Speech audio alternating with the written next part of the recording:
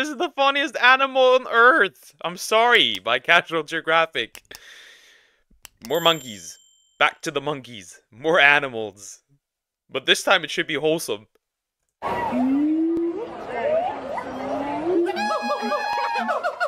Show me someone who's never seen this with their eyes, and I mean, I knew that these monkeys exist. Also, what would happen if you poke that with a needle? I'll show you a child that got left behind. The school system's failing and this is proof. Did you know the average kid in America doesn't know about this harmonizing homunculus? Arguably one of the greatest gifts nature ever gave. Yet they remain disrespected and unaccepted. Well, not today, you know. Someone has to stand up for this comic relief, rough draft, auditory onslaught of a primate, and you already know I will. I mean, that's a given. You're probably familiar with the great apes, but in case you're not, they include gorillas, chimps, bonobos, i.e. chimps with a different R rating, and this guy. The different R rating. Yeah. The monkey has 3 balls. I mean, yes, technically true. Oh my god. Together, along with humans, they make up the Great Ape group. Great Ape. The name only an ape could come up with. But along the way, someone got snubbed, and this is actually live footage of it happening. You are freaking Great apes. plus Mark. You know what I'm saying? Which I'm rocking with Mark because Mark is rocking with us. Yeah, gibbons got gatekept from the great ape lunch table. Science says it's because of their relatively smaller size, lower intelligence, ouch. And real talk, I think they're just too goofy for the other apes to want to be associated. But being tailless means gibbons aren't monkeys either and instead got classified as lesser apes. When nature fucked you so hard, you had to, you need an extra category. You're like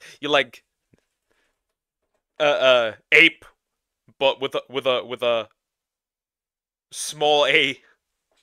That's already flagrantly flippant, but there's about 20 species of lesser apes. They're all gibbons. Apparently this drunk toddler of an ape was such an affront to the family, folks created an entirely new category to put them in and slapped them with the lesser label. Well, I'm gonna argue this tiger taunting, vocal cord flaunting, terminally trolling, usually barrel rolling primate might just be the prime ape.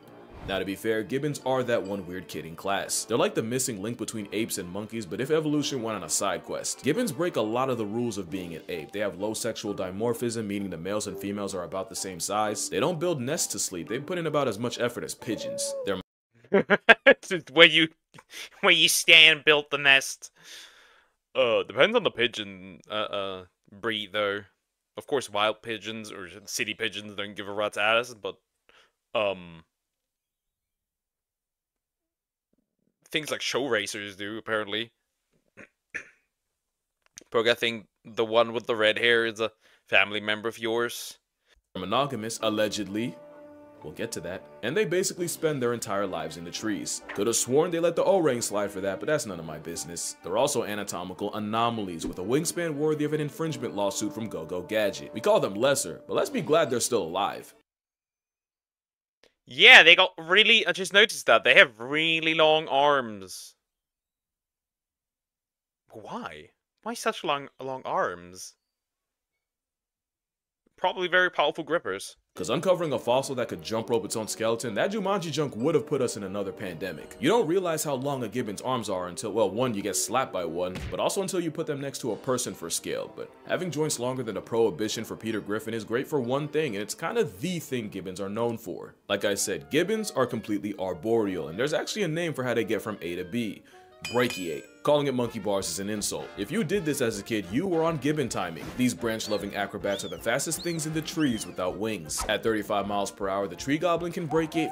Not bad. Quick movement. Not bad. Fast enough to get pulled over in a school zone. And they'll yeet themselves up to 30 feet between trees. Forget a leap of faith, that's a leap of fortune. Specialized shoulders and wrists allow them to treat the jungle as their personal gym. It also helps that they're built like a CrossFit cryptid with the longest arms of any ape. If the average 5'4" woman adopted its build, she'd flex a 10'7" wingspan. And if you lived like one, you'd be parkouring off the cables of the Brooklyn Bridge. But they're not free from fall damage, and it's estimated most gibbons break a bone at some point in their lives. Gets even crazier when you realize mothers will pull these stunts with a whole baby in tow. And yeah, that child is traumatized. It's the fastest in trees with wings, the bird that will die if it stops flying. That child probably is traumatized with the first time. Mom, why so fast?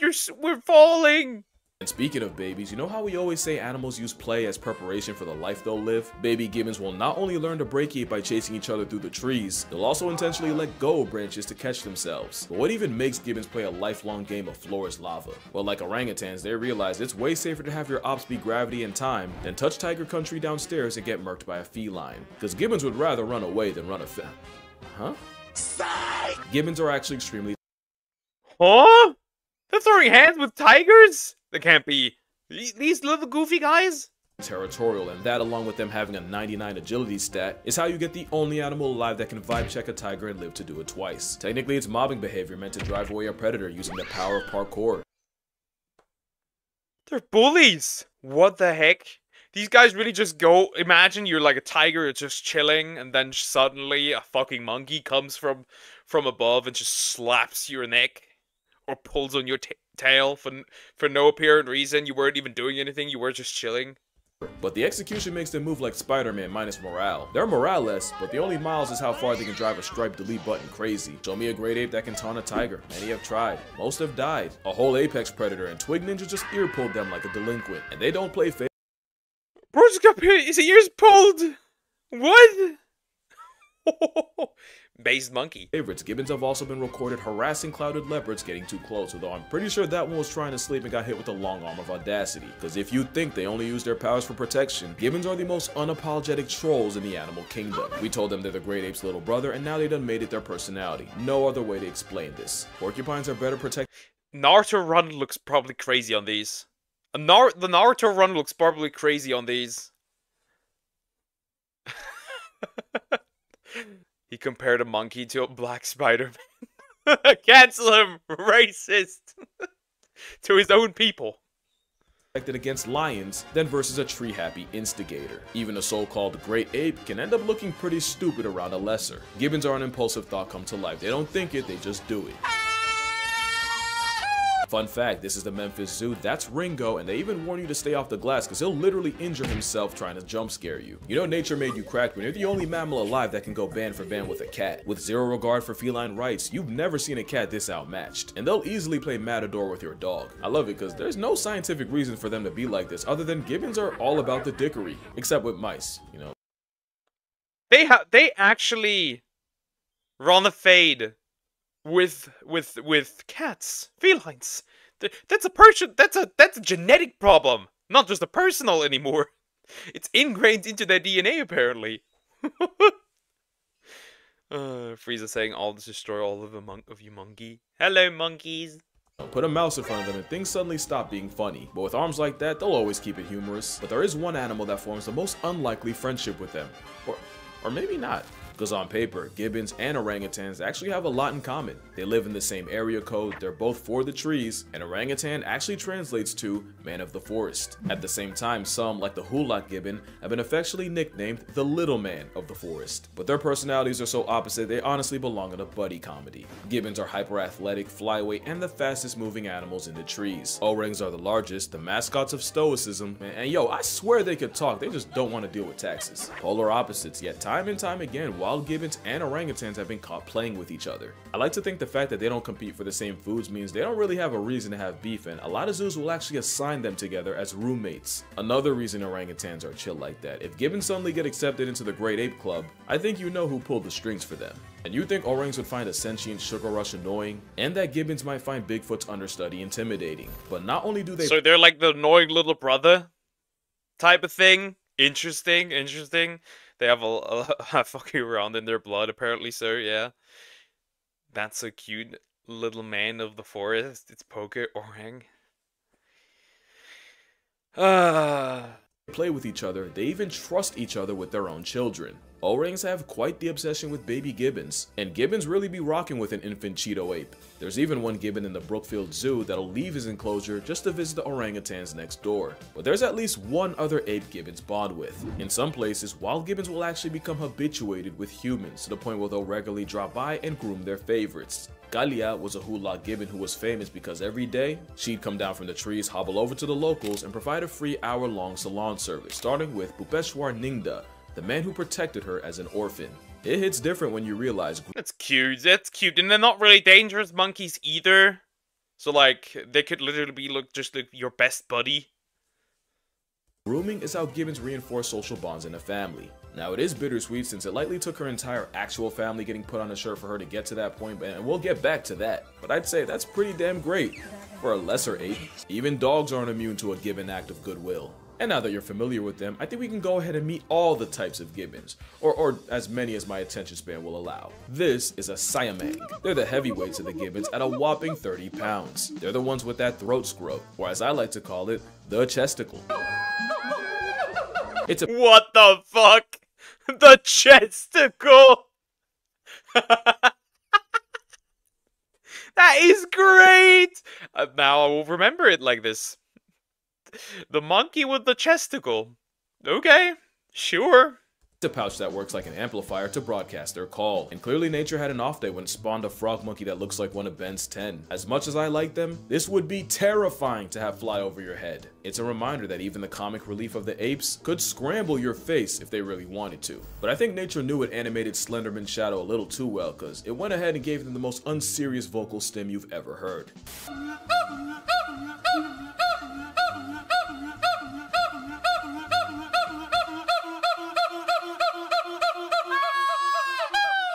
This is a Literally, bro said, "Stop it! I'm gonna scream." Maybe it was also just the timer. Bro was about to explode the throat ball sack.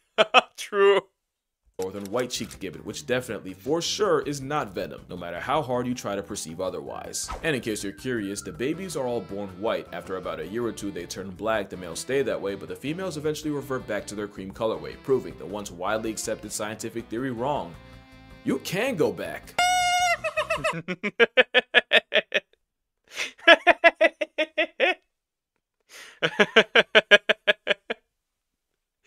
Yeah. Apparently, you can go back. This is a Skywalker gibbon, and yes, they were discovered in 2017 by a group of scientists who apparently love Star Wars that much. Luke, is that you? They raised you up. Yeah, but it's built into the DNA. The namesake of Luke was found in Myanmar, Southeast Asia, and it's believed there's less than 200 of them. It's built into the DNA, unlike some Disney characters. But they're not as bad as the Hainan gibbon, which isn't just the rarest ape, but one of the mammals closest to getting discontinued, with less than 40 of them. Crazy thing is, it used to be worse. They went from a couple thousand in the 1950s to where you could count on both hands how many were left by the 70s. Again, we got the Hulak gibbon. I like their face. The Silvery gibbon. I like their hair. Good thing they max out at 2. Could we call it also the homeless gibbon? Grandpa gibbon? feet. Any taller, we'd be having Yeti conversations. And lastly, the pileated gibbon, because in my opinion, they have the coolest call.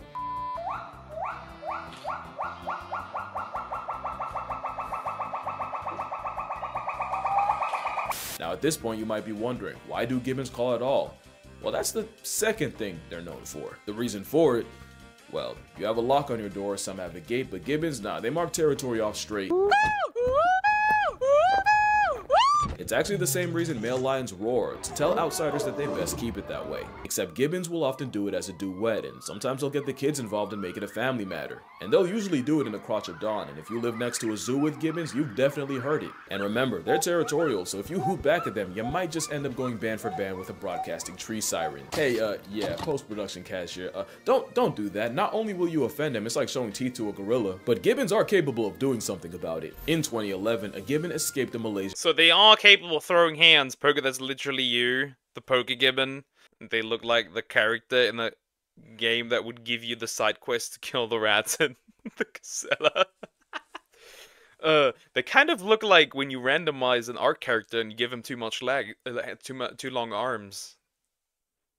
zoo after being taunted and severely mauled a child, and while I will spare you all the details, I will say his mom had to carry pieces of his thigh in a plastic bag. The odds are low, but they're not zero. So yeah, best keep the singing to the Gibbons. It's a big deal for them. They spent actual years of their lives perfecting it. It's very much giving albatross marriage dance. In some species, Mama Gibbon will help her daughters practice with their version of singing lessons, where the daughter tries to match her mother's pitch. For male gibbons, they learn by imitating the male figures around them. After years in the lab, they're able to come together and make the sound you've heard in every movie's jungle scene ever. There's something about the fact that males and females spend years perfecting their songs, and when they do come together, the songs just fit each other perfectly. These duets become a verbal vow. Oh, that's cute. That's cute. That's cute. That's cute. That's cute. As the songs help reinforce their pair bond. And that's the third thing gibbons are known for. They're the only apes that are monogamous. Can you imagine? Oh, that's so cute! Oh, my heart melts. Oh, this is so cute. They're monogamous monkeys. This might they are actually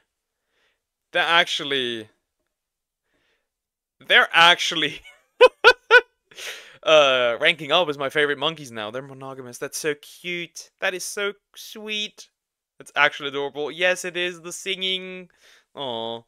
A gibbon, seeing another gibbon, and just making it work. No other ape, not gorillas, chimps, definitely not bonobos. And you know most humans ain't about that. Entanglements be damned. Except, yeah, about that. So the whole monogamy thing came from researchers watching a group and witnessing a couple only getting active with each other. Except what they didn't realize was by being around these gibbons constantly, the gibbons eventually got used to the people and would get way closer than they usually would. The problem is the other gibbons that weren't as chill with humans would see this and treat the human habituated gibbons like the plague and avoid them at all costs. Honestly, good for them.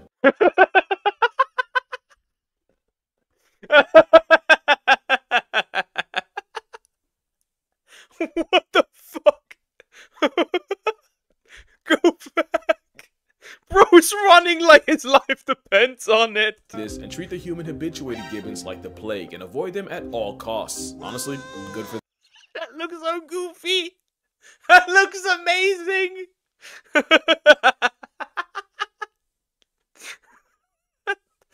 His little legs. He's like all wobbly. I need to go back again. This is awesome.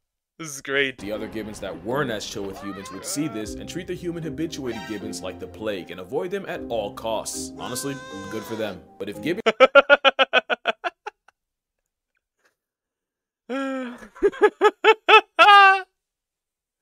This is awesome.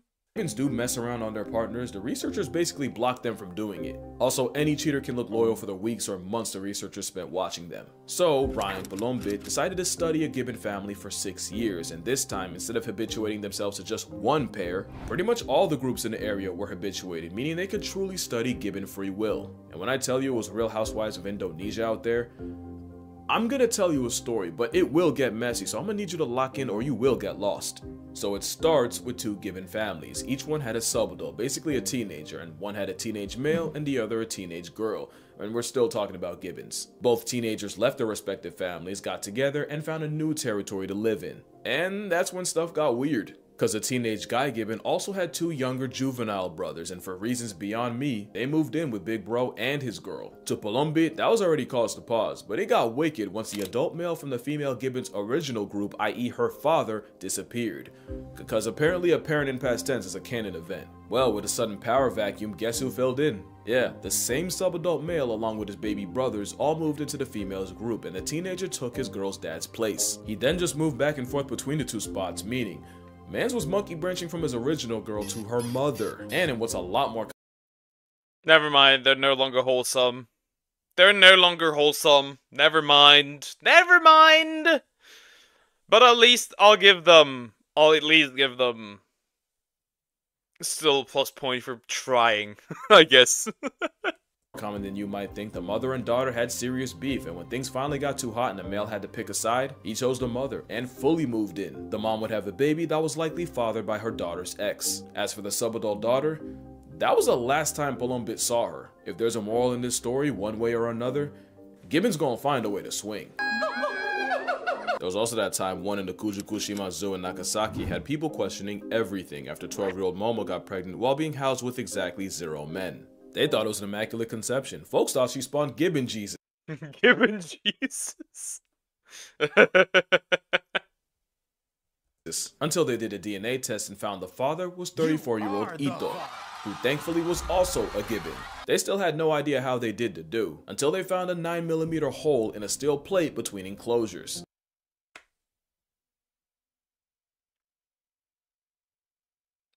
She got pregnant through a glory hole? Okay. That's 9mm.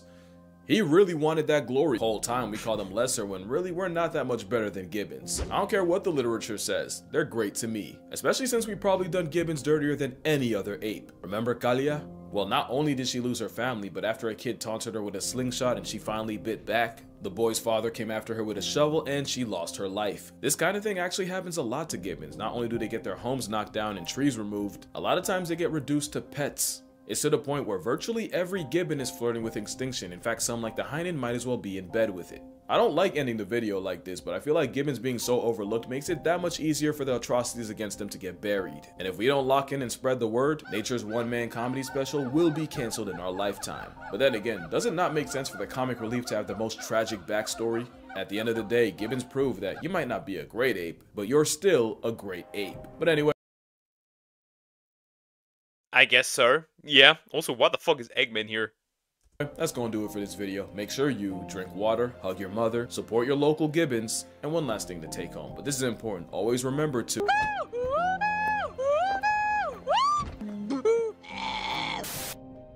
The fuck? Well, that was the Gibbons. They're pretty awesome. They're pretty awesome, I have to say.